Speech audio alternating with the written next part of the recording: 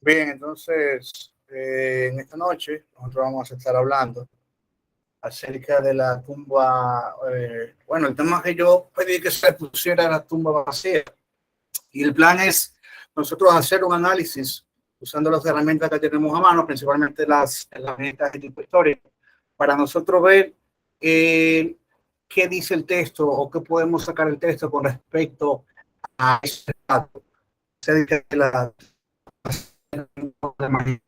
luego de la crucifixión de Jesucristo. Entonces, con respecto a este tema y todo lo que tiene que ver o guarda relación a estos últimos hechos en la temporada, la última semana, como dicen por ahí, la última semana de la muerte o la última semana del ministerio de Jesucristo. Hay muchos, no solamente con la última semana, sino con todo lo que tiene que ver en relación a este tema. Hay muchos puntos importantes a señalar y muchos puntos importantes que eh, se deben de ver cuál es su origen, o no solamente su origen, sino cuál es su motivación. ¿Por qué? Porque usted se va a encontrar con personas que tienen, dependiendo de su visión, de su micro perspectiva, van a tener ideas o van a llegar a conclusiones que muchas veces difieren de otras. O sea, es como que, ¿cómo es que viendo el mismo relato o cómo es que analizando el mismo relato, tantas personas pueden llegar a distintas conclusiones?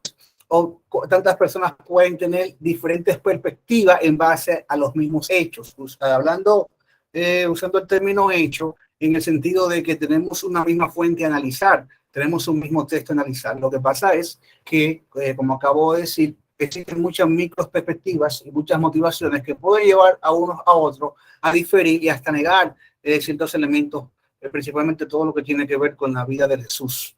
Entonces, esas motivaciones pueden ser filosóficas, pueden ser metodológicas. Vamos a decir, por ejemplo, por decir un caso, puede ser, por ejemplo, en mi postura propia, yo entiendo que no entiendo, no, muchos ahora están comenzando a decir, yo entiendo, por ejemplo, que los Marcos, Mateo, Lucas y Juan, en los hechos, que cada quien es una fuente única, son textos independientes. Pero hay personas que entienden que no son textos independientes porque fueron escritos por 4 personas seguidoras de Jesús. Entonces, fíjense ya cómo ese elemento ahí hace que cuando vayan a analizar cualquier hecho, no quiera admitir o no quiera recurrir a decir que en tal caso, en tal elemento, se cumple el criterio de testimonio múltiple o de fuentes múltiples independientes, solamente por citar un ejemplo. Entonces, lo que yo quiero hacer en esta noche es no desde una manera neutral, porque la neutralidad es casi, cada quien tiene sesgo, cada quien tiene los sesgos o la investigación o dirijan la conclusión, pero lo que yo quiero hacer en esta noche es usando los elementos en comillas más neutrales posibles, herramientas que cualquiera puede usar, ver qué conclusión podemos llegar con respecto a ese tema. Y como dije, vamos a usar herramientas, principalmente el método histórico con sus criterios de historicidad. Conocemos ciertos criterios que se usan para decir, por ejemplo, que cierto relato o cierto evento es más probable que sea histórico a que no. ¿Por qué? Porque los criterios de historicidad le dan más grado de probabilidad. Tenemos criterios como el de la coherencia, testimonio múltiple, incongruencia, vergüenza, etcétera. Ahora, un punto muy importante que nosotros tenemos que tener claro, y es un error que muchas veces he visto que se comete en ese sentido, es que creer que los criterios son como una especie de afirmación positiva, o de certificación positiva a tal punto de que si algo no cumple esos criterios, necesariamente no es histórico. Eso es falso. Hay elementos que no cumplen muchos criterios. Hay elementos que cumplen menos criterios que otros.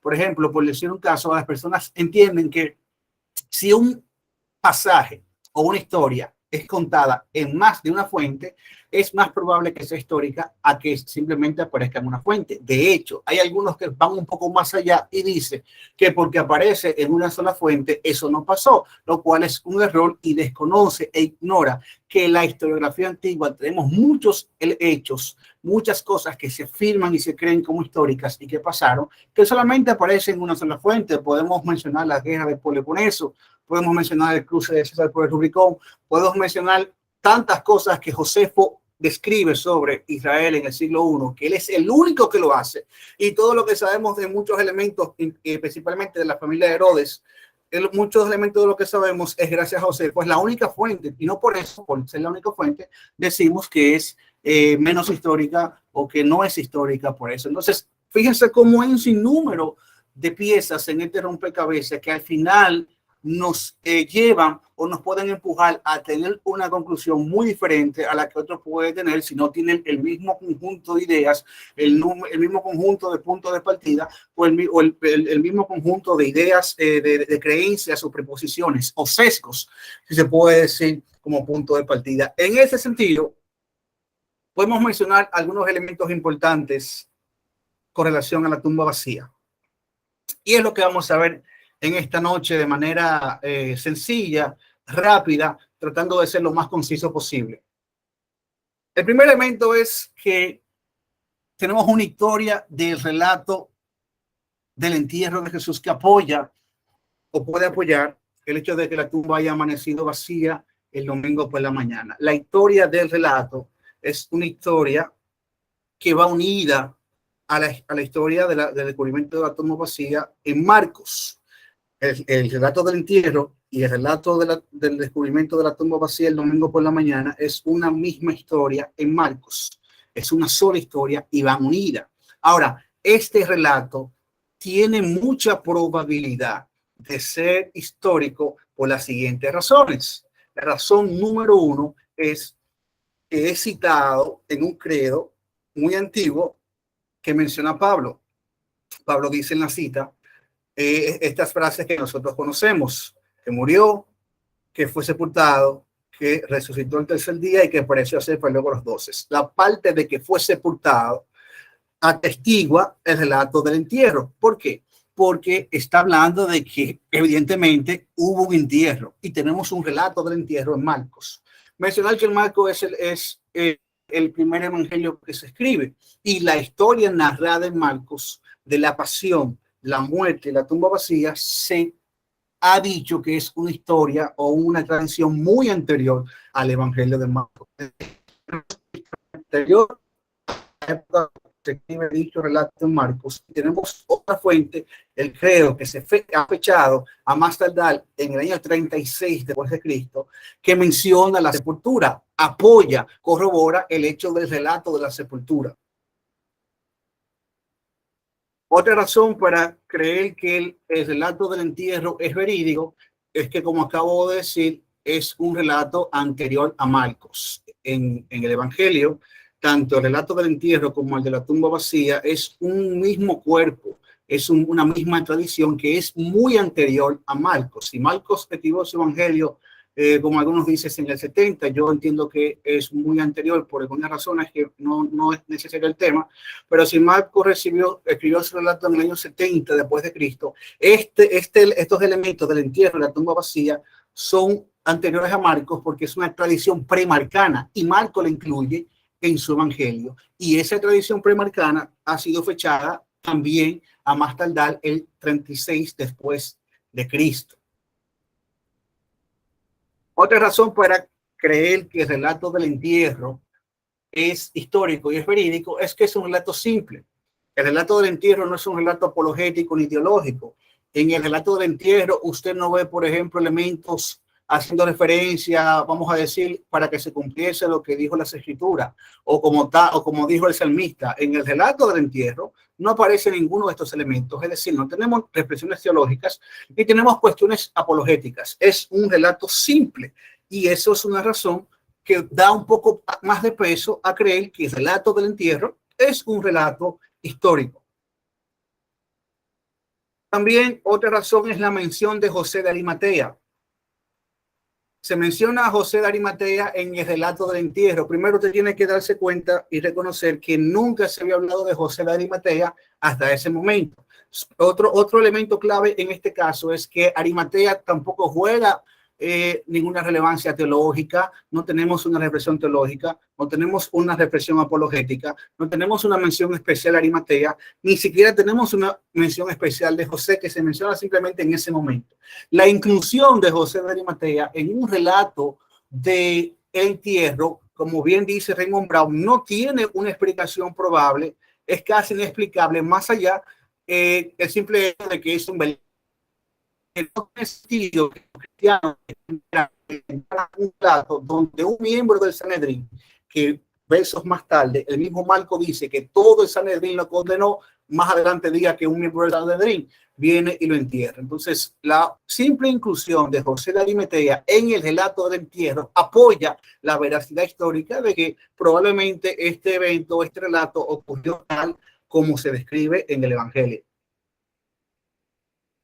La tumba de Jesús. El hecho de cómo se menciona que Jesús fue enterrado y que era una tumba construida como en una peña, entra en coherencia con lo que sabemos de la época. Esto pudiese ser usado como prueba bajo el criterio de coherencia. O sea, es una forma de enterrar a una persona en un lugar que era conocido y practicado en la época de Jesús. No era algo extraño. También la hora de entierro entra en coinonía con el criterio de la coherencia, porque se dice que se va a enterrar antes de la hora de la preparación. Y lo que sabemos es que los judíos no dejaban cadáveres colgando para evitar que llegara a esta hora el cadáver colgando para contaminar la tierra. Ellos lo enterraban. Entonces, aquí vemos cómo este elemento tiene coherencia, y se puede decir que el criterio de la coherencia se ve vigente o se ve presente en este elemento. Todos estos elementos son independientes para apoyar la historicidad del relato del entierro de Jesús. Mujeres como testigos del entierro. Fíjense que en el relato del entierro no tenemos a los discípulos, no tenemos a aquellos que pasaron a ser líderes de la iglesia, no tenemos a un Santiago, el hermano de Jesús, quien fue el líder prominente en Jerusalén, no tenemos a un Pedro, a un Juan. O sea, los que fueron líderes del cristianismo post-pascual no están presentes en este relato, sino que tenemos a mujeres, que ellos estaban escondidos, simplemente tenemos mujeres presentes como testigos. Esto es para que si fuese invito, que los líderes hubiesen colocado que nunca se apartaron de Jesús, nunca se apartaron en ningún momento, pero como este hecho vergonzoso de que los líderes, los que pasaron a ser líderes luego de la Pascua, no estaban presentes, sino mujeres que fueron testigos del entierro, donde fue colocado y demás, es un elemento que bajo el criterio de la vergüenza, un hecho vergonzoso, tiene bastante validez para apoyar el relato del entierro como probablemente histórico. También tenemos el hecho de que las tumbas de los santos judíos eran preservadas, eran veneradas. Entonces, en ese sentido, esto es un punto muy importante, porque en el relato del entierro tenemos que se nos dice que las mujeres que eran testigos y personas que lo enterraron y que participaron en ese entierro sabían y conocían cuál era la tumba de Jesús. Esto es muy relevante. ¿Por qué? Primero, porque a través del criterio de la coherencia podemos validar aquí un punto muy importante de que los judíos tendían a venerar y a preservar las tumbas de sus santos judíos. Si usted es de las personas que tiene una hipótesis o una idea de un Jesús revolucionario a lo Bermejo, por ejemplo, un criminal traidor de la patria, usted entenderá, por ejemplo, que los judíos, los seguidores de Jesús no tenían razones para verlo como un santo judío, por lo cual no tendrían interés de saber cuál era su tumba o dónde estaba su tumba. El problema es que esa fue la condena por parte de los romanos a la luz de los seguidores de Jesús. Los quienes condenaron a Jesús fueron los judíos, y eso usted lo puede ver en sus primeras predicaciones en Hechos. Ellos siempre decían que los judíos fueron los que condenaron a Jesús y los que juzgaron a Jesús y lo condenaron a muerte, independientemente de que la pena se llevó a cabo por los romanos a la vista de los judíos. Fueron los líderes judíos de la época los que condenaron a Jesús. Entonces, dentro del marco de la misma perspectiva judía de sus seguidores, Jesús seguía siendo un santo judío para ellos, y el interés de saber su tumba entra en coherencia con lo que se conocía en la época, porque las tumbas de esas personas líderes que se consideran como santos eran preservadas y cuidadas. Esto nos dice lo importante del hecho de que ellos sabían dónde Jesús fue enterrado y cuál era la tumba de Jesús, lo que apoya aún más el relato del entierro como un elemento probablemente histórico. Por otro lado, el único relato que se conoce del entierro de Jesús es este. No hay otro relato. O sea, no tenemos un relato que compita hasta ahora con el relato del entierro de Jesús. Entonces, estos elementos son bastante importantes, por eso Wolfgang Trilling dice de la siguiente manera: dudar del honorable entierro de Jesús no tiene fundamento, sobre todo si se intenta apoyar con hechos históricos. ¿Por qué? Porque estos elementos que acabamos de ver de forma individual apoyan y dan fuerza a que el relato del entierro de Jesús es muy probablemente histórico. Además de esto, podemos añadir a lo que hemos dicho: el relato del entierro está en fuentes independientes, en fuentes tempranas, no solamente independientes, como Marcos y el credo de Pablo en 1 Corintios capítulo 15 a partir del verso 3. Recordando que dije que lo que Marcos hace mención en su relato de la pasión y la tumba vacía es un material muy anterior a él, que ha sido fechado a más tardar en el año 36 después de Cristo, y que el credo que usa Pablo también es muy anterior a él, que ha sido fechado más tardar también al 36 después de Cristo. O sea, tenemos fuentes tempranas e independientes que atestiguan de la sepultura, el relato del entierro de Jesús. También tenemos fuentes independientes extras, como son Juan, el material de Lucas, que solamente es de Lucas, y el material de Mateo, que solamente es de Mateo, que no está en Marcos. A todo esto, A.T. Robinson, un erudito de Cambridge, dijo lo siguiente: el entierro de Jesús en la tumba es uno de los hechos más tempranos y mejor atestiguados sobre Jesús. Entonces, visto esos elementos, podemos decir que Jesús es altamente histórico, muy probable que sea histórico, y esto a su vez, este relato apoya como punto número uno el hecho que vamos a analizar en esta noche: el domingo en la mañana la tumba de Jesús sí estaba vacía. Yo solamente me estoy limitando a la tumba vacía. Ya, solamente eso. O sea, yo no voy a defender o voy a decir que fue el que resucitó, etcétera, etcétera. A mí lo que me interesa saber si la tumba está vacía, y acabamos de ver un elemento que posiblemente pueda apoyar esa idea o esa hipótesis. Otro elemento independiente que ya lo hemos mencionado es el credo que Pablo cita en 1 Corintios. O sea, Pablo está citando un credo que ha sido fechado a más tardar el 36 después de Cristo, 5 o 6 años después de la muerte de Jesucristo. Pablo dice que él resucitó el tercer día conforme a las Escrituras. Ahora, algunos leerán, bueno, pero dice que resucitó, no era una tumba vacía. El problema es que en la mentalidad judía, el concepto de resurrección, como bien demostró N.T. Wright en su monumental obra sobre la resurrección del Hijo de Dios, la creencia judía del judaísmo del Segundo Templo sobre la resurrección siempre fue una resurrección física, dejando una tumba vacía atrás. Es decir, cuando Pablo dice que Jesús resucitó el tercer día, esa frase implica la tumba vacía. Y como acabo de decir y he dicho anteriormente, él está citando un credo, una creencia de la iglesia. ¿Por qué esto es un credo? Bueno, se dan muchas razones, por si acaso usted no la conoce, y es primero la fórmula en la que Pablo cita esto. Pablo dice que recibió y enseñó. Son palabras que el mismo Joaquín Jeremías, un erudito del Nuevo Testamento, decía que son las formas rabínicas de describir una enseñanza que no es mía, sino que la he recibido y yo la transmito a otro. Aparte de eso, la estructura de estos versos es una estructura prácticamente casi poética, en el sentido de que es citada para memorizar. Además de esto, esta expresión, déjame buscar aquí el enlace, esta expresión que usted ve aquí, que dice y que, y que es una forma técnica que en griego se usa para hablar de eventos separados y unirlos. Es decir, él está mencionando 4 eventos por separado: la muerte, la sepultura, la resurrección y la aparición.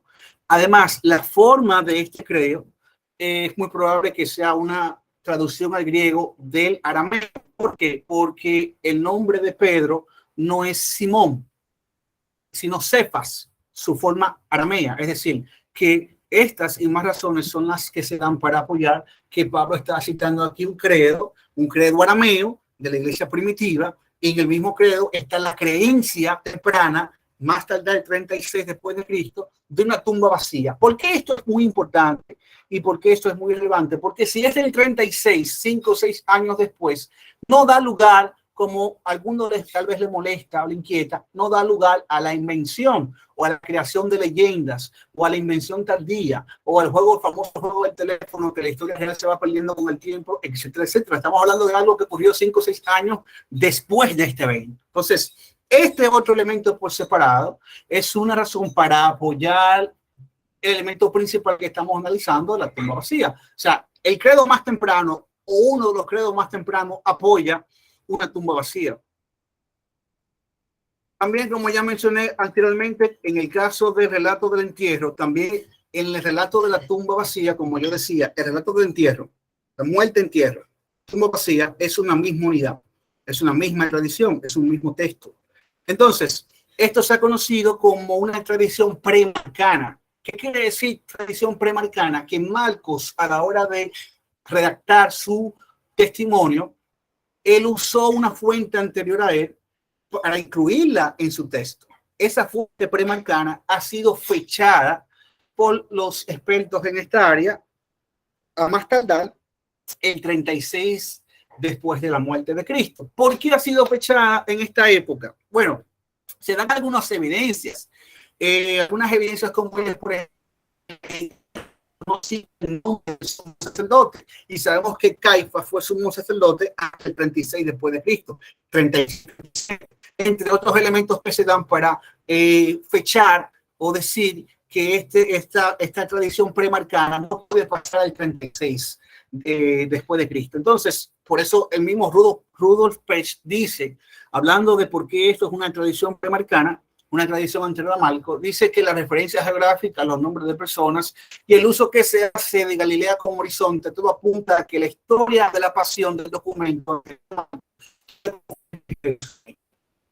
Entonces, si tenemos un relato premarcano que hemos mencionado, que se fecha más tarde del 36, y tenemos un credo también que se fecha a más tarde del 36, que no solo relata o apoya de forma independiente y temprana el entierro, también las fuentes tempranas también e independientes, que cumple con el criterio de atestiguación múltiple o de fuentes independientes para apoyar el hecho de que el domingo por la mañana la tumba ciertamente fue encontrada vacía. También tenemos una frase muy peculiar que tal vez leyendo rápido hacia el texto no le prestemos mucha atención. Del primer día de la semana en Marcos. Esto es muy relevante. ¿Por qué? Porque después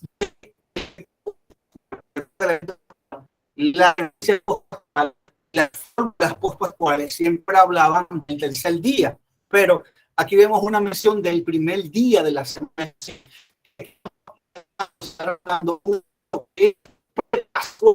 No puede ser una invención después de la Pascua, porque después de la Pascua la forma era el tercer día o después del tercer día. Pero tenemos aquí una mención en el relato que habla del primer día de la semana, que es anterior a la Pascua. Si usted ha tenido la oportunidad de leer en uno de sus libros, por ejemplo, Descubriendo a Jesús de Nazaret, él habla de que se pueden identificar elementos en la narrativa o en el querigma que son prepascuales y que son pospascuales. Los elementos pospascuales son elementos puramente diseñados o arreglados por los discípulos.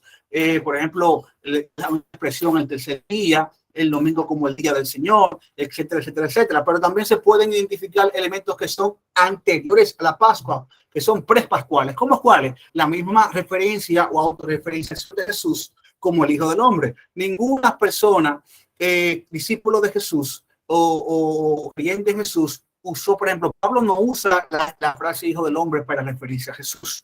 Esa era una mención autorreferencial de Jesús que el mismo Dunn dice. Bueno, el problema es que esta expresión es propia de Jesús porque pertenece a esos elementos que son prepascuales. De esa misma manera, esta mención no del tercer día o al tercer día, sino del primer día de la semana en el relato marcano nos da a entender que estamos ante un texto con una tradición que es prepascual, que no es una invención de la Pascua.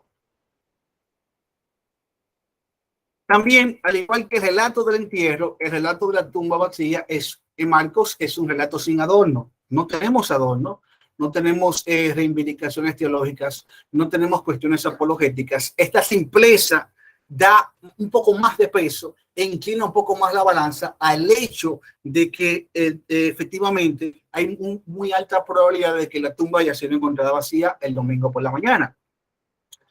Otro elemento aparte es que la tumba fue descubierta por mujeres y al igual que en el caso de el entierro, donde los testigos eran mujeres, fíjense que aquí no están los líderes, los que fueron líderes después de la Pascua, de Pedro, Juan, Santiago, no están aquí descubriendo la tumba, sino mujeres. Entonces, este elemento vergonzoso, porque es un elemento vergonzoso, porque los que pasaron a ser líderes estaban escondidos, estaban temerosos, sino así las mujeres que descubren las tumbas. Entonces, si yo voy a inventar una historia, yo no voy a inventar una historia donde yo que voy a ser un líder o nosotros que vamos a ser líderes vamos a quedar mal parados o vamos a ser representados como cobardes o como miedosos, no así las mujeres que fueron las primeras en descubrir la tumba vacía.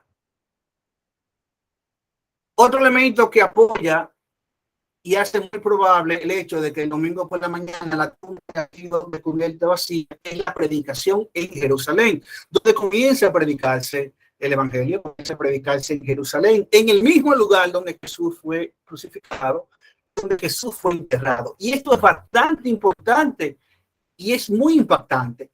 ¿Por qué razón? Porque si se está predicando, desde el principio se está predicando la resurrección, este apogeo, este movimiento pudo haber sido callado en cualquier momento, simplemente mostrando el cuerpo. Ah, no, espérate, mira, lo que están diciendo ellos es mentira. Mira el cuerpo de Jesús aquí, donde está enterrado. Mira aquí donde está muerto, es mentira. El hecho de que esto no haya pasado y esto no se evidencia, no tenemos ningún documento o ningún texto, donde nos digan, mira, se le enseñó el cuerpo de Jesús muerto en la tumba, pero ellos aún así siguieron predicando que se levantó de entre los muertos. Mira, que eso es falso. No tenemos una historia que entre en contradicción con esto. Por lo tanto, el hecho de la predicación en Jerusalén, donde fue muerto, enterrado y donde se dice que dejó su tumba vacía, o la tumba estuvo vacía, es muy relevante y demuestra que verdaderamente la única forma de proliferar este tipo de predicación era si la tumba realmente estaba vacía. La polémica judía más temprana con respecto a la tumba implica una tumba vacía. Usted, usted se va a dar cuenta que los guardias son casi obligados por los líderes judíos a decir que los discípulos vinieron de noche y se robaron el cuerpo. Pero esto implica que efectivamente la tumba estaba vacía. Recuérdese que yo le dije que mi interés no es explicar por qué la tumba estaba vacía, ya sea que se lo robaron, ya sea que pasó, etcétera, etcétera. Mi interés no es ese, mi interés es saber si se puede decir algo usando herramientas históricas acerca de la tumba vacía o se puede probar o hay alta probabilidad de que la tumba estaba vacía. Entonces, fíjense que la polémica judía más temprana apoya el hecho de una tumba vacía. Ahora, hay algunos que dicen que el relato matiano, por ser único, es un poco dudoso. Lamentablemente los que dicen esto, basándose en el hecho de que solamente Mateo lo menciona, cometen el error de creer que para que un hecho sea histórico tiene que aparecer en más de una fuente. El mismo MacArthur, no MacArthur, John MacArthur, sino un MacArthur que menciona John Mayer en Judío Marginal Volumen 1, hace referencia de que el hecho de que una fuente no tenga certificación múltiple no quiere decir que es menos histórica. Hay elementos en la historia, como dije anteriormente, en la historia antigua, que solamente aparecen en una fuente y son validados por sus propios méritos. De hecho, en la misma historia de Jesús tenemos referencias de una sola vez donde Jesús mencionó en la cruz Abba Padre, y los críticos del Nuevo Testamento tienen esta expresión como propiamente de Jesús, aunque aparezca solamente en Marcos. Entonces, el hecho de que aparezca en una sola fuente no lo hace legendario, ni invento, o histórico o no histórico. Por otro lado, hay quienes insinúan que este recurso fue un recurso apologético, un recurso para defender una idea, y aun si fuera cierto, al final lo que apoya es que la tumba estaba vacía. Aún si fue un recurso apologético para explicar por qué la tumba estaba vacía y en verdad fueron los discípulos que se robaron el cuerpo, al final eso prueba que la tumba estaba vacía. Y es lo que queremos saber en esta noche o analizar en esta noche. Por otro lado, otro elemento que muestra que la tumba probablemente amaneció vacía el domingo por la mañana es que la tumba no fue venerada. Recuérdense que yo decía que los judíos tenían la costumbre de venerar las tumbas y de cuidar de las personas que consideraban como santos judíos. La tumba de Jesús no fue venerada, lo que implica que en la tumba no había un cuerpo muerto y lo que implica, por ende, que la tumba estaba vacía. En resumen, con respecto a los hechos que acabamos de ver, que da peso y razones para creer que el primer día de la semana, el domingo por la mañana,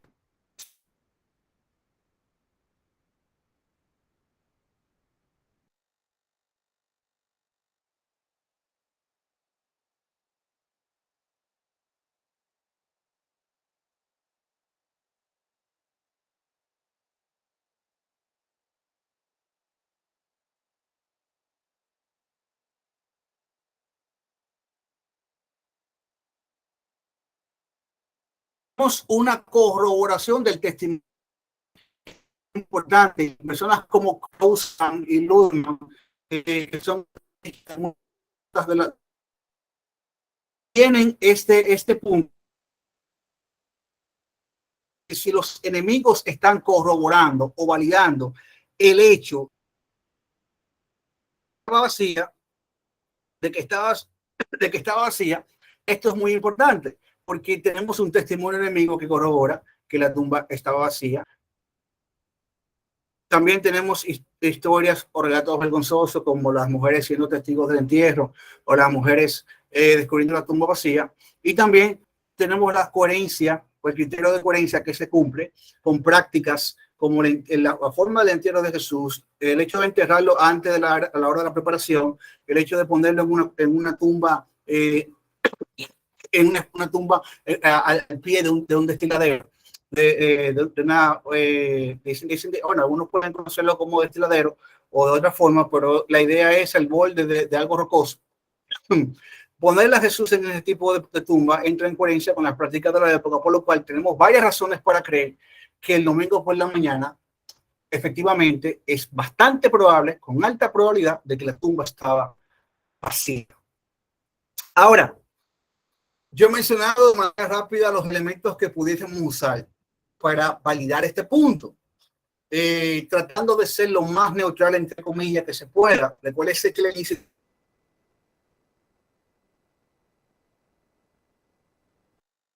por ejemplo, la revisión crítica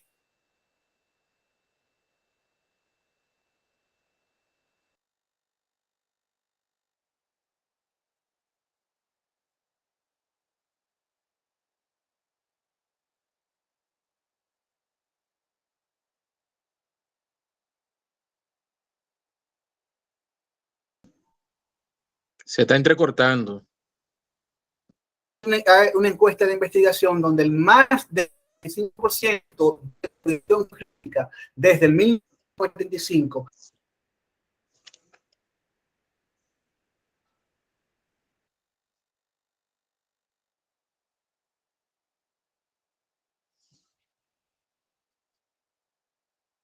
de 1975 hasta la actualidad. Ahora, tenemos ideas que rivalizan con lo que yo acabo de decir.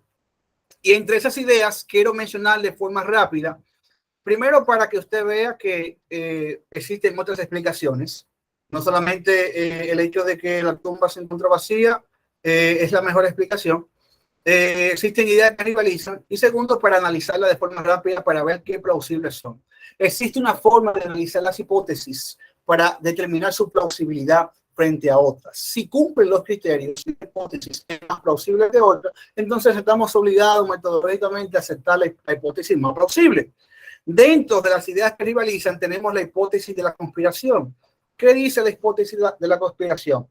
Dentro de esos dos vertientes, la número 1 dice que todo esto es una invención y la número 2 dice que los discípulos robaron el cuerpo. Ahora, imagínense que todo esto fue una invención. ¿Es probable? No es probable que haya sido una invención, porque si fue una invención, por ejemplo, ellos inventaron todo, de que la tumba estaba vacía y esto, al momento de predicar una tumba vacía, los líderes judíos de la época, para callar el movimiento, hubiesen presentado el cuerpo, lo cual no pasó, lo cual hace que el alcance de la hipótesis de la no sea falsa, no sea correcto, sea muy... Y la vacía, que es lo que queremos ver en esta noche. Tenemos la hipótesis de la muerte aparente, una hipótesis que se hizo popular en un momento, pero a la luz de lo que nosotros sabemos con respecto a la forma de los romanos ejecutar la crucifixión, es muy improbable que Jesús haya quedado aparentemente muerto y no realmente muerto. Tenemos la hipótesis de la tumba incorrecta. ¿Qué quiere decir la hipótesis de la tumba incorrecta? Y déjeme decirle que la hipótesis de la tumba incorrecta pudiera explicar por qué los discípulos creían en una tumba vacía.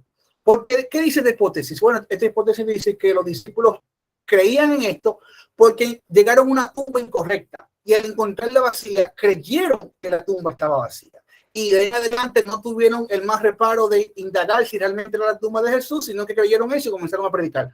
Al igual que la hipótesis de la conspiración, esto es un poco problemático porque si era una tumba incorrecta, recuérdese que cuando vimos el elemento del relato del entierro, todos los que participaron ahí sabían cuál era la tumba de Jesús. Si ellos creyeron que era una tumba incorrecta, lo cual el texto no da paso por ningún lugar, los líderes judíos igualmente pudieron presentar en cualquier momento el cuerpo de Jesús para decir que la predicación de ellos era incorrecta porque el cuerpo realmente estaba en la tumba. Por otro lado, también, si se hubiese dado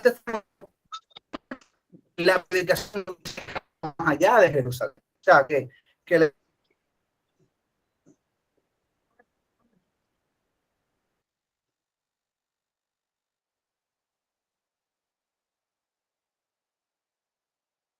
por la magnitud de la hora y lo que se avecinaba, enterró a Jesús provisionalmente en una tumba y luego lo enterró en otra.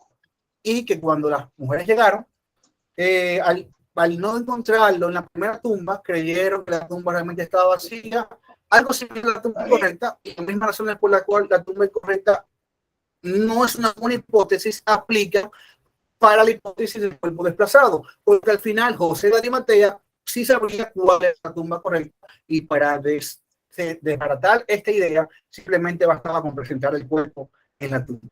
Todo esto muestra que las hipótesis que se usan para explicar este elemento, hipótesis que rivalizan, no son muy satisfactorias a la luz de simplemente admitir que es altamente probable que la tumba se haya encontrado vacía el domingo por la mañana.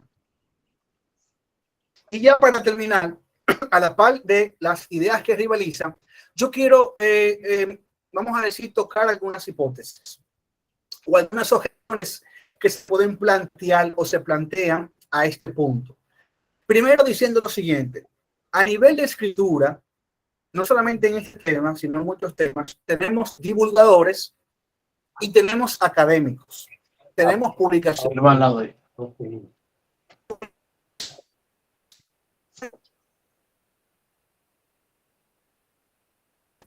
Objeciones, pensamientos, argumentos que a nivel académico no se usan. O sea, hay cosas que a nivel académico no se debaten, pero que sí aparecen a un nivel más popular, si le puedo decir, un nivel más pop, a nivel cultural, que son promulgados por divulgadores de ciertos elementos. Por ejemplo, yo pudiera dar un ejemplo en ciencias físicas, específicamente en cosmología. En cosmología, a nivel académico, no se debate si hubo un Big Bang. Eso se acepta como un hecho. Ahora, a nivel popular, algunos divulgadores sí objetan la cosmología estándar, como se conoce el Big Bang, y hablan de multiversos, hablan de universos cíclicos, etcétera, etcétera, y lo dan por válido. Estas publicaciones simplemente se dan por válido a nivel de divulgación, no a nivel académico. Asimismo, en este caso, o sea, una de las objeciones que yo quiero ver en esta noche no se mantiene a nivel académico porque no son objeciones reales y porque esas objeciones tienen fallos, las cuales yo voy a mencionar ahora, lo más pronto que pueda, para no hacer esta charla tan extensa. La primera objeción es la contradicción en los relatos. Se quiere decir que como los relatos son contradictorios, no se puede hablar de probabilidad histórica ni historicidad. De hecho, Bar-Ehrman suele usar mucho este elemento, pero Bar-Ehrman lo usa en ciertos contextos a conveniencia. Tiene su cierta maña en ese sentido. ¿Esto tiene algún tipo de validez? No tiene ningún tipo de validez. Primero, porque no estamos hablando de contradicciones reales. Eso es lo primero. Segundo, no tiene ningún tipo de validez porque esta objeción ignora que el tipo de género literario de los evangelios, biografías grecorromanas, tienen la libertad de narrar la historia de la manera que ellos quieran en los hechos periféricos. En los hechos centrales, todos se mantienen iguales. En los hechos periféricos, ellos embellecen, ellos juegan con la narrativa. Y eso se lo puede constatar cuando usted lee las obras, por ejemplo, de Suetonio y la compara con otros autores sobre los eventos que narran. O sea, usted dirá, bueno, pero ¿quién se equivocó? ¿O quién está en lo correcto? Es más, vamos a usar el mismo argumento para ver, o la misma objeción para ver lo inútil que es. Nosotros tenemos, por ejemplo, un evento del siglo I que se conoce como el incendio de Roma. Nosotros tenemos, por ejemplo, tres fuentes que son las principales que narran ese evento. Tenemos a Tácito, tenemos a Suetonio y tenemos a Dio Casius. Lo primero es que todos se escriben en el siglo II y estamos hablando de un evento en el siglo I. Todos se escriben en el siglo II. Ninguno fue testigo presencial del evento. Lo segundo es que los tres se contradicen entre sí. ¿Por qué? Porque Suetonio dice que fue Nerón que mandó a hacer eso. Tácito dice, Dio Casius dice que no, que Nerón lo hizo, pero de forma encubierta. Y Tácito dice que no, él no participó en nada de eso. La pregunta sería, ¿cuál de los tres tiene razón? Otra pregunta podría ser, ¿cuál de los tres tiene razón en cuanto a que Nerón vio el fuego desde lejos? Uno dicen que fue de su palacio, otro dice que fue desde una mesada y otros dicen que estaba muy lejos del evento. Entonces, ¿cuál de los tres tiene razón?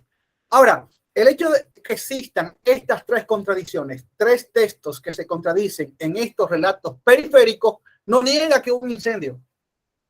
Eso es lo que hacen esta objeción, ignoran. La naturaleza del género biografía grecorromana permite al autor rejugar con los embellecimientos, pero la historia o neurálgica no se ve afectada, así como sin importar las contradicciones en lo periférico.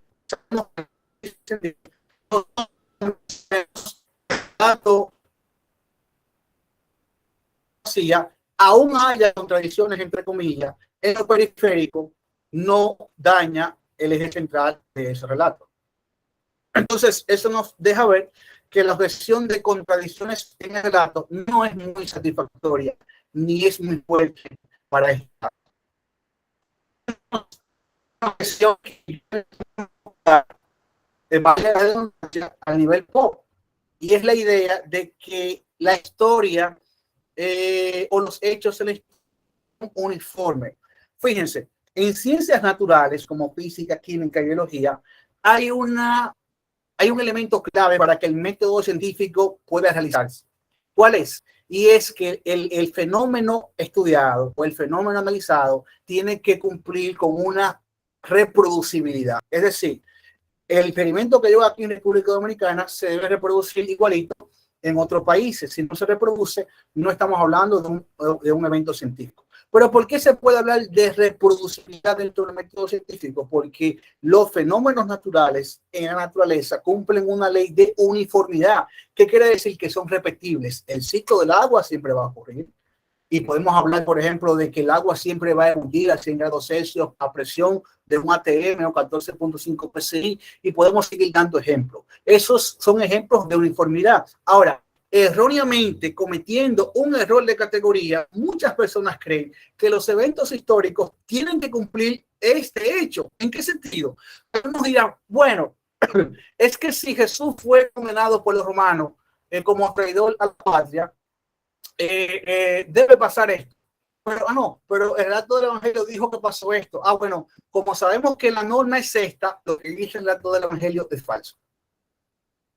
Ese es un ejemplo donde se cree que la uniformidad de los acontecimientos siempre deben aparecer, y eso no existe en historia.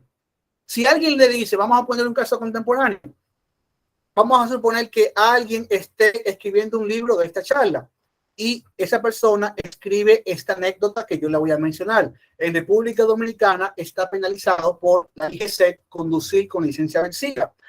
Si usted conduce con licencia vencida, a usted lo van a multar. Si yo digo, por ejemplo, a mí me multaron el domingo pasado por conducir con una licencia vencida, esa persona que escribe el relato de esta charla ha colocado eso en su relato. Ahora vamos a suponer que 100 años después alguien encuentra ese relato y alguien lee la parte donde yo dije que a mí me pusieron una multa en República Dominicana por conducir con una licencia vencida. Y cuando esta persona investiga, dice, pero ven acá, pero en República Dominicana hay leyes que decían que tú no puedes conducir con una licencia vencida. Y este relato dice que una persona condució con una licencia vencida, le pusieron una multa. Como hay una ley que dice que eso no puede pasar, el relato es falso. Eso es lo que se está usando muchas veces en los evangelios o en el relato que tiene que ver con Jesús para invalidar ciertas cosas. En la simple mención en una fuente ya es razón a prima facie para no dudar del acontecimiento. Claro que hay que hacerle análisis a la fuente, pero usar leyes o normativas o prácticas culturales como norma para descartar un elemento porque va en contra de lo que conocemos de la época es absurdo. Eso no es un criterio de historia, eso es un criterio en ciencias naturales, que es una ciencia muy diferente a las ciencias históricas. Ahora, en esa misma línea, tenemos la objeción de la fosa común. Según la normativa, como murió Jesús, él debió ser enterrado en una fosa común. Y aquí entra en juego lo que ya acabo de decir, lo que conocemos de las leyes de la época, con lo que debió pasar. Pero lo que debió pasar no siempre implica lo que pasó. O sea, aunque él debió ser colocado en una fosa común, tenemos un relato que nos dice que no fue colocado en una fosa común. Además, el hecho de creer que necesariamente debió ser colocado en una fosa común ignora muchos elementos y es muy prejuiciado. ¿Por qué? Porque primero tienen que demostrar que las leyes romanas aplicaban a las, Dios mío, olvidé el término técnico ahora mismo, pero tienen que procurar o demostrar que las leyes romanas aplicaban aún a los territorios donde Roma tenía, por ejemplo, procónsul o regente. Eso es lo primero. Segundo, tienen que demostrar que eso debió pasar aún a la luz de otros eventos históricos que conocemos, donde habían procuradores romanos en otras regiones y no enterraron a personas en fosas comunes.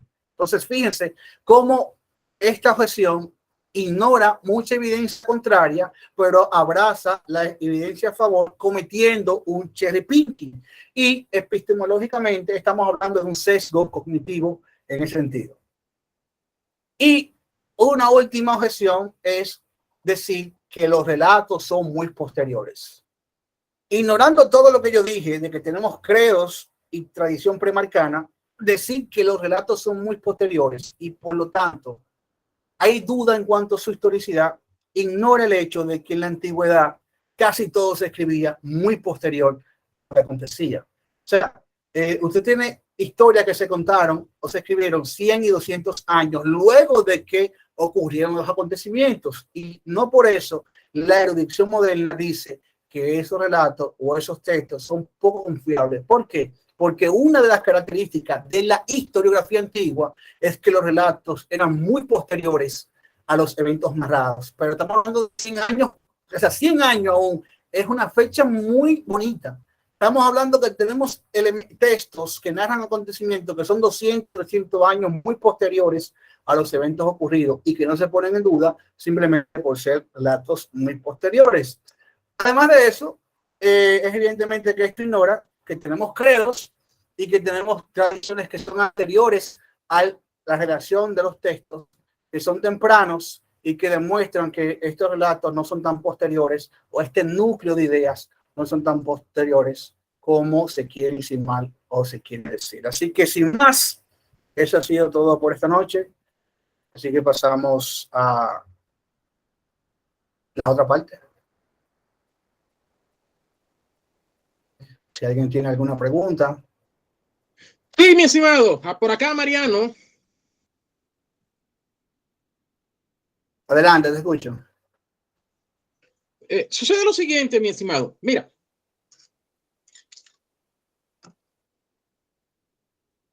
Mira lo que pasa, estimado Carlos. Yo soy cristiano. Y yo, Mariano, creo fielmente en la resurrección de Cristo. Ese es mi credo. Y yo creo eso por fe, ¿eh? Yo creo esa cosa por fe. Porque si no, no fuera cristiano. No fuera cristiano. Yo creo en un nuevo mundo que me va a traer mi Señor Jesucristo. Eso es así. Yo creo eso. Pero yo entiendo que eso es cuestión de fe mía. Mía. ¿Y qué es lo que vengo a decirte con esto, Carlos? Mira, que tú me hablas a mí de que no, miren que porque hay controversia, porque hay una contradicción, las contradicciones son periféricas y eso, no, mira, esas cuestiones ni siquiera son académicas. Y no es verdad, Carlos. Y te voy a decir por qué, Carlos. Porque esas contradicciones no son periféricas, mi estimado. Sobre la tumba vacía, los relatos que se dan. Mira, hay algo que se llama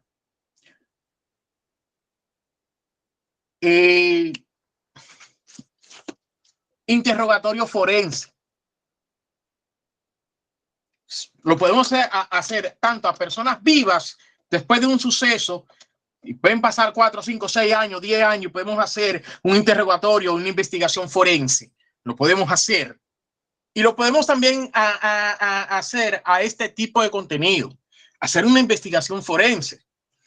Y cuando se hace una investigación forense, lo que hacemos en ella es ver la coherencia de los relatos, que son importantes. Son importantes. Es cierto que puede haber cosas periféricas que sí, por el tiempo pasado, por las personas que la están contando, que son diferentes, que no van a coincidir. Eso es cierto. En cuestiones periféricas. Pero vamos a demostrar, Carlos, que son nada más cuestiones periféricas.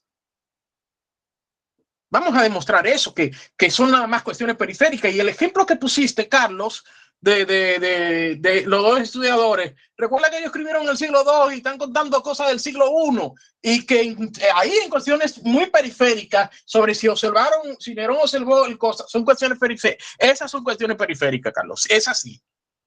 Ahora, Carlos, de que Marcos a mí me diga que las mujeres estuvieron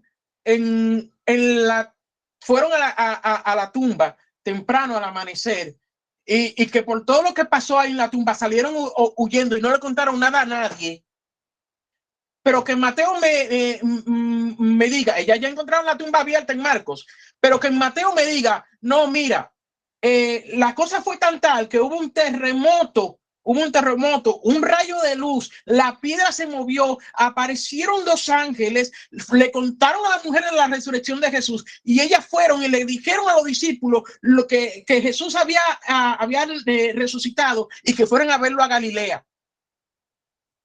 En Marcos se quedaron calladas y habían encontrado ya la tumba abierta. En Mateo, ellas presencian el terremoto, la venida de la luz, la remoción de la piedra, y los ángeles le hablaron. Y ellas fueron y le contaron a los discípulos. Pero le contaron a los discípulos que Jesús había resucitado. Pero tú tienes a Juan, Carlos, donde se aparecen dos ángeles. Creo que es Juan que habla de dos ángeles, porque en Marcos es un joven, en Mateo dos varones, y en Juan yo creo que son dos ángeles. Pero ahí aparece en Juan que las mujeres ni siquiera se dieron cuenta que Jesús había resucitado. Y te digo que fueron a decirle a los discípulos, preocupada, que posiblemente se habían robado el cuerpo de Jesús.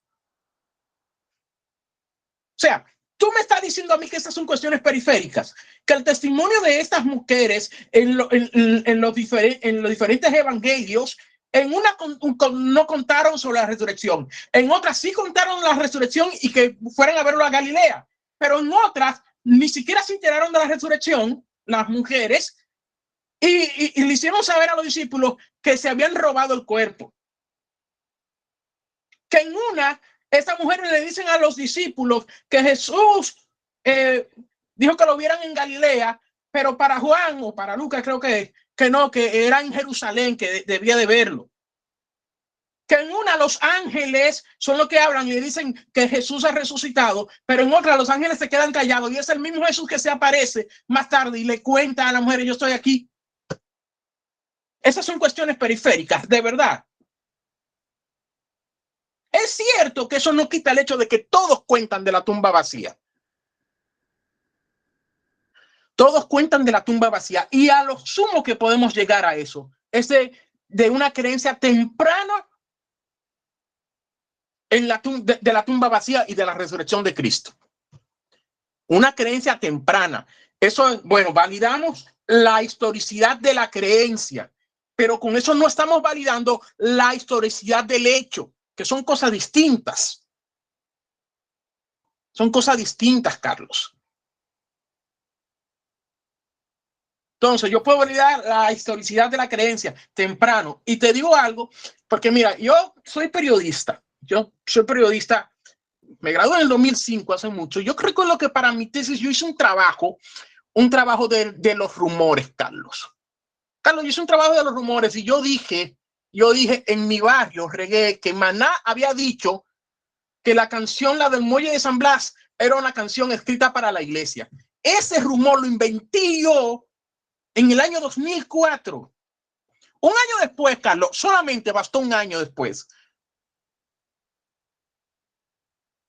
Un año después, para que la gente afirmara que habían visto a Maná en video, al líder de Maná en video, diciendo lo que yo dije en el rumor. Y cuando yo me atreví a decir que eso lo inventé yo, me dijeron hablador, porque eso ellos lo escucharon ellos mismos y vieron video.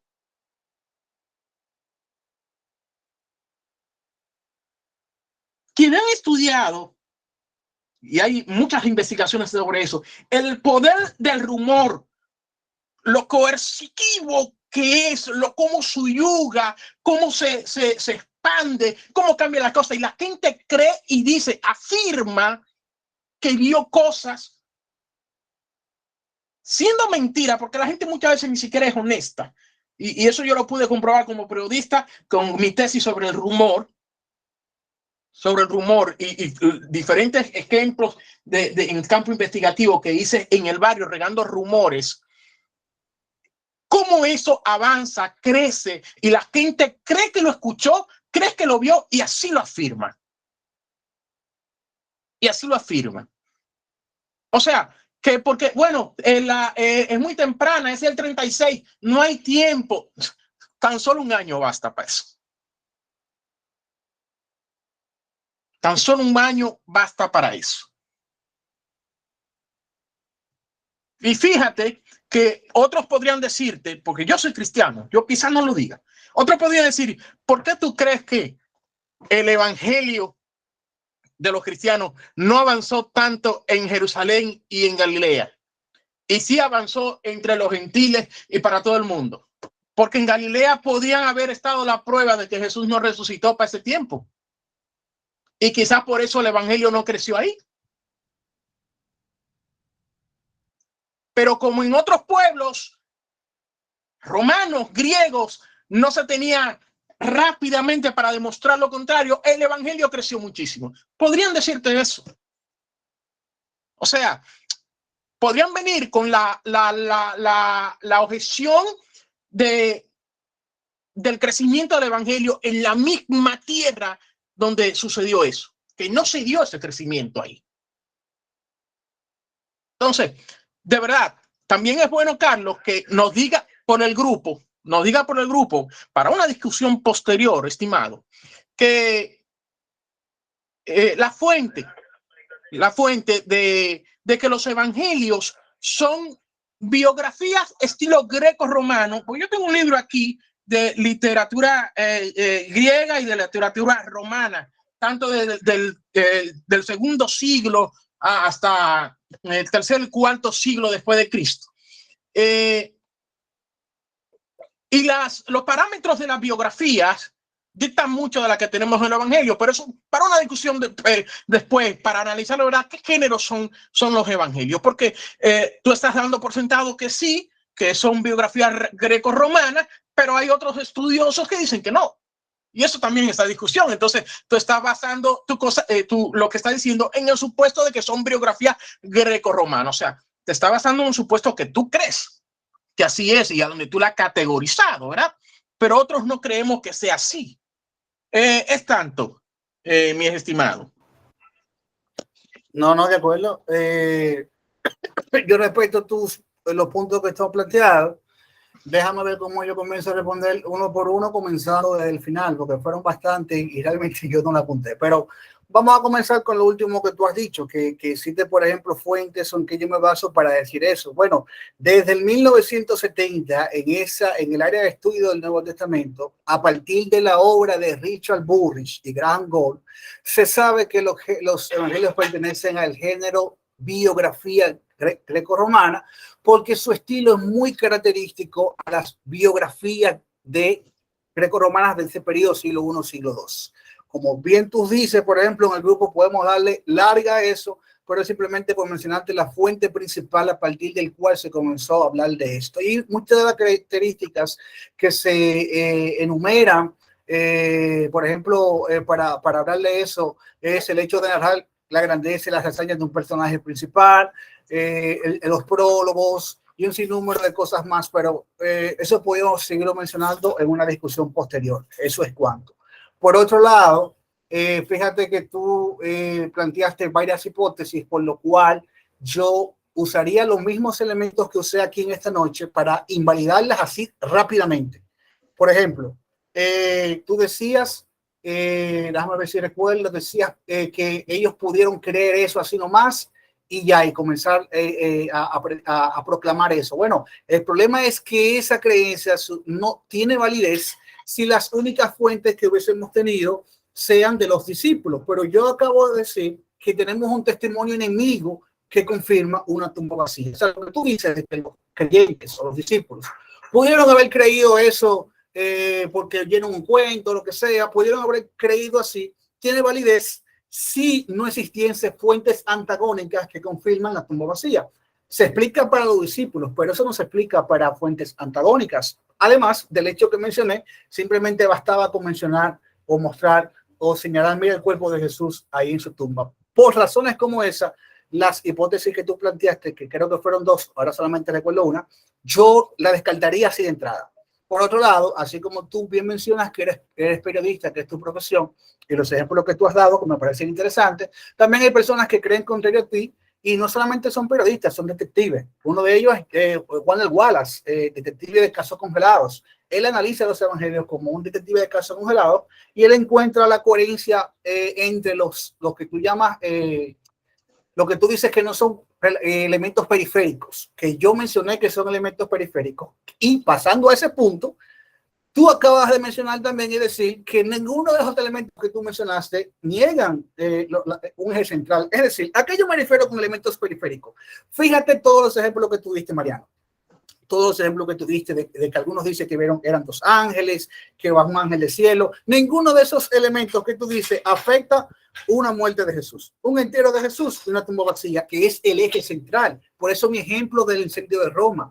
El orden de los sucesos o los elementos de los sucesos, que si fue Nerón que lo mandó, que si fue escondido o él no hizo nada, no afecta el elemento central que hubo un incendio. Ninguno de los ejemplos que tú acabas de mencionar afecta el elemento central de que hubo una tumba vacía. O sea, tú me estás hablando de detalles que yo mencioné que en las biografías greco-romanas, los autores que narraban un mismo evento tenían la libertad de embellecerlo y de jugar con ellos. Entonces, si los evangelios pertenecen ciertamente, como tú bien dices, que yo creo, pero no en base a una creencia personal, sino en base a evidencia objetiva, pertenecen a este género, tenemos otra razón más para explicar estas aparentes contradicciones. Entonces, al final, como tú mismo dijiste, nada de eso invalida el elemento central, que es una tumba vacía descubierta. Ya sea que fulano lo pinta que fueron dos ángeles, que bajó uno del cielo, que fue un muchacho, ninguno de eso dice que Jesús no fue puesto en una tumba, o que Jesús no fue sepultado en una tumba, o que la tumba fue descubierta vacía. A ver, ¿cuál de ellos dice que la tumba no fue descubierta vacía? Ninguno. O sea, esos son elementos periféricos. A eso me refiero yo con elementos periféricos. Tú quitas esos elementos y aún tú sigues teniendo la tumba vacía. Por eso son elementos periféricos y no elementos centrales. Por otro lado, yo creo que me malentendiste en la parte de objeciones académicas. Recuerda que cuando yo comencé a hablar de ese renglón, antes de yo pasar las objeciones, yo mencioné que existen varias objeciones que no se discuten a nivel académico. O sea, si las contradicciones, por decirte un caso, o sea, no es que no hayan académicos, porque yo dije, Bart Ehrman usa este elemento en algunos contextos y cuando le conviene, y Bart Ehrman es un académico. O sea, yo nunca dije que esto no es una objeción que esté en la academia. Ahora, yo lo que dije, que esto no es una objeción real para invalidar el hecho, porque de ser una objeción real, no existiría, como bien dice Gary Habermas en su encuesta de eruditos académicos en consenso que apoyan el evento de la tumba vacía.